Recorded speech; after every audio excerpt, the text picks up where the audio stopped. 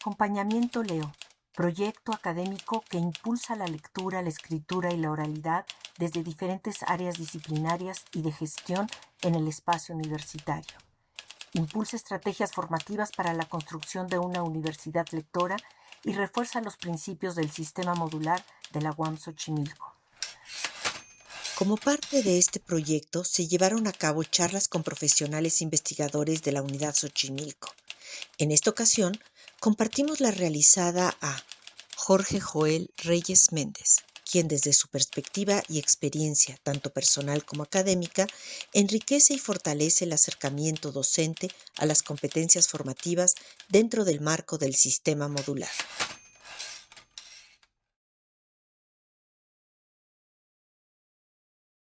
Yo pienso que tanto la lectura como la escritura y la oralidad son habilidades muy necesarias y necesitamos que desarrollen nuestros estudiantes, que lamentablemente en los niveles anteriores no ha sido bien fomentado, no ha sido bien dirigido. Son muy pocos los estudiantes que llegan con nosotros al salón con interés realmente por la lectura. Muchos leen por compromiso, porque es algo que tienen que leer como tarea, pero son pocos realmente los que leen por cariño, ¿no? Por gusto. Entonces yo siento que eso es lo que tendríamos que fomentar. Yo creo que en los niveles de TIT, por ejemplo, es donde deberíamos de, pues es muy necesaria también la capacitación del profesor para que sepamos explotar esta vía. El sistema modular se presta mucho a todo esto porque yo me acuerdo muy bien cuando terminó mi carrera, pues mi primera charla, digamos, que tuve ante un auditorio fue terminando la carrera presentando mis resultados de investigación de la tesis, ¿no? Entonces yo me acuerdo que me temblaba la voz, me temblaban las piernas, todo, a diferencia de nuestros estudiantes que desde el primer trimestre tú los enfrentas a sus compañeros primero y después a un público a presentar sus trabajos de investigación. Se hacen muy abiertos, muy cuestionadores, muy críticos, y eso es una parte muy importante que yo creo que ha jugado el sistema modular, porque hemos fomentado la lectura como una cuestión de tarea, pero también de ahí surge el cariño. Yo siento que también, si a mí como profesor me gusta leer, busco fomentar en los estudiantes la lectura. Y yo los veo en el interés cuando, por ejemplo, platico sobre un libro, ¿no? Que sale el tema sobre algo y les digo, en tal libro vemos tal cosa. ¿Cómo relacionas esa lectura con lo que te sucede día a día? Y eso yo creo que es una parte muy importante.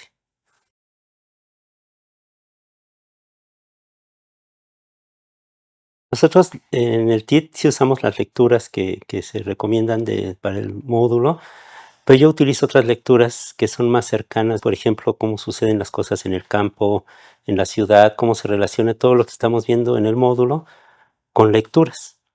Entonces, fomento ese interés, ¿no? En la lectura como una cuestión que tiene que ver sí con la academia, pero que podría ser una novela que lees en cualquier momento, ¿sí? O sea, no necesariamente como una cuestión, una estructura académica, sino una lectura por gusto, por placer.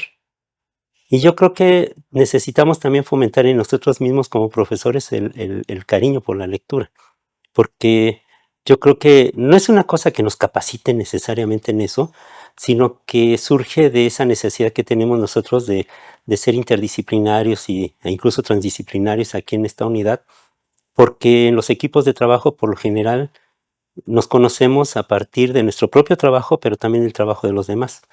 Nosotros hemos fomentado mucho lo que se conoce como la honestidad académica, porque tiene que ver también con esto pues las tecnologías, con tanta información que tienes disponible.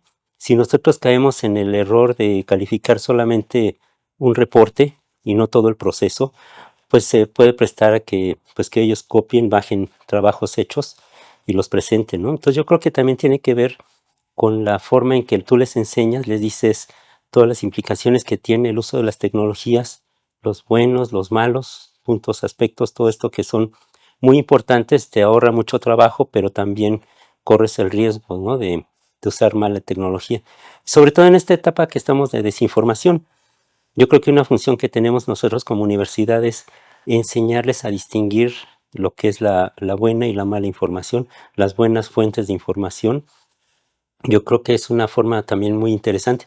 Y en eso sí, yo creo que yo he dicho, si yo formo a 70 profesores del TIT en estas habilidades, pues ellos pueden difundirlo entre los estudiantes, que sería muy diferente a que si yo solamente se lo enseño a mi grupo y ahí queda. O sea, yo creo que lo importante, un paso que tendríamos que dar es fomentar este tipo de trabajo, de la responsabilidad que tenemos nosotros como institución, de fomentar buenas prácticas entre los estudiantes, entre ellos, sí vas a leer, sí vas a investigar, pero asumiendo la responsabilidad de respetar las ideas de los demás. Construir una línea de tiempo no es nada más buscar biografías de gente importante, ciencia, tecnología, sociedad, filosofía, sino que yo voy más allá. Ese personaje que escribió, en qué momento, en qué contexto, cuál es su obra más famosa, más conocida, y de qué va esa lectura. A lo mejor no que se lean todo el tratado, ¿no? Pero sí por lo menos que sepan que un, un personaje famoso no lo es nada más por un chispazo, sino es todo un trabajo que viene él desarrollando, y entonces que se contextualice a ese científico, ese personaje famoso en su época. ¿Por qué surge en ese momento? ¿Por qué no surgió antes una persona con ese conocimiento y por qué en ese momento surge? Yo leo un libro con ellos que se llama Las Musas de Darwin, ¿sí? De José Sarucán.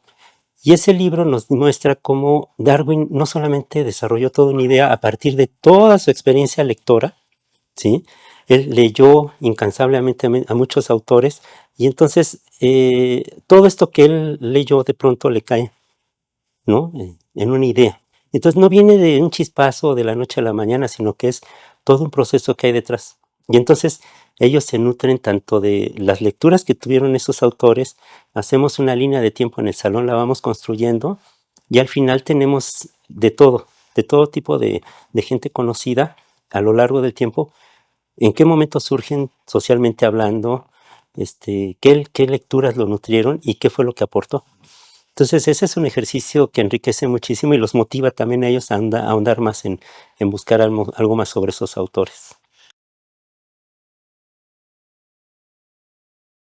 Yo creo que una de las premisas para proponer un curso, por ejemplo, es detectar necesidades. Yo en esas reuniones acudo muchas veces con la idea de a ver qué necesidad hay, de qué podríamos hacer, qué podríamos aportar. Y sobre eso pensamos en qué es lo que necesitamos fomentar en la gente para poder para que ellos a su vez lo desarrollen en el aula. Tenemos herramientas que nos ayudan a la búsqueda de información. Tenemos herramientas que nos ayudan incluso ahora con la inteligencia artificial a la escritura. Pero hay que hacer una escritura crítica, una lectura crítica y una escritura crítica, porque la inteligencia artificial te da la información, pero muy esquemática, ¿sí? Y si tú le enseñas al estudiante a diferenciar entre hacer una buena pregunta que te permita hacer una buena búsqueda, te va a permitir hacer también un buen documento.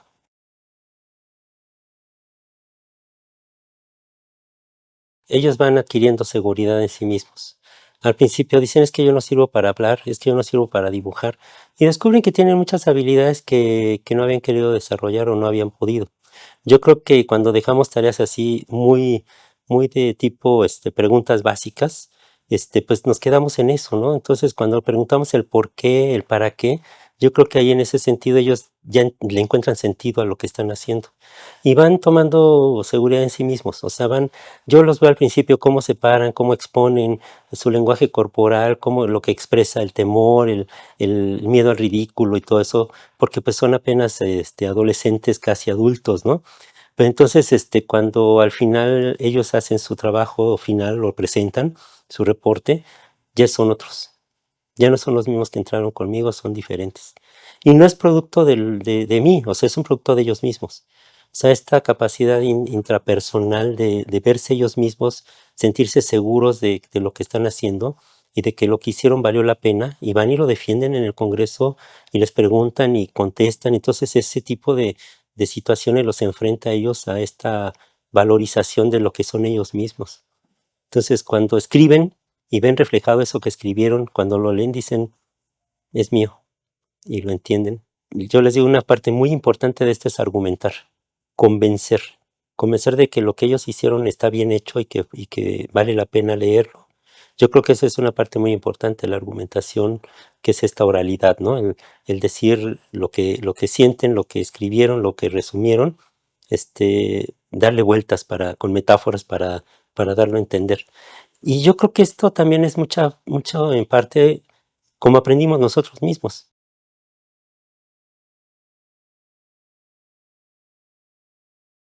Muchas veces no aprendíamos en la clase, aprendíamos fuera de la clase. Aprendíamos de los propios compañeros, con nuestros pares, aprendíamos de libros o de meternos con otro profesor a la clase para entender otras cosas, ¿no? Y entonces es lo que luego se nos olvida a nosotros, esta erudición que creemos que cómo pues posible que no me entiendan si yo se los estoy diciendo y se los digo de otra manera y no lo entienden, es porque ya se nos olvidó también a nosotros, ¿no? ¿Cómo aprendimos? Aprendimos entre pares. Entonces digo, también fomentar ese intercambio entre ellos es una experiencia muy importante del trabajo en equipos aquí en Xochimilco. Ese trabajo en equipos es fundamental porque les ayuda a negociar, a convencer, a brindar mejor información, a ver quién junta la mejor información, quién quién encontró lo que estábamos buscando, ¿no? Entonces todo es un proceso muy, muy importante. Entonces yo creo que tendríamos que ir usando todo lo que tenemos de herramientas, utilizando todo lo que tenemos de conocimiento adquirido con estos estudios neurológicos y ver que la forma de enseñar ha cambiado. Que hay salón invertido, que hay webquest, que hay estudio de casos, que hay laboratorios rotativos, que hay un montón de cosas que ahora ya podríamos estar experimentando sin temor alguno, porque no tiene que ver propiamente con el currículum, sino tiene que ver con cómo yo hago llegar esos contenidos a los estudiantes de una manera pues más creativa. Entonces yo creo que hay que formar a los profesores en estrategias de aprendizaje y también pues en las nuevas tecnologías, pero aplicadas al salón de clase. Nosotros insistimos tanto también en la pedagogía, o sea, no solamente la tecnología, sino la pedagogía, porque todo debe tener un fundamento. O sea, si tú vas a usar tal estrategia, ¿qué fundamento tiene? Ya tiene un fundamento constructivista o tiene un fundamento sobre el manejo de información. Algo muy importante que es en estos cursos es que tú salgas con algo que es tuyo. O sea, tú entras pensando en usar una tecnología, pero esa tecnología te da la posibilidad no solamente de usar lo que ya está hecho, sino de hacer algo tuyo. Y entonces esto también motiva mucho al profesor, de que va a ser capaz de producir sus propios materiales de aprendizaje.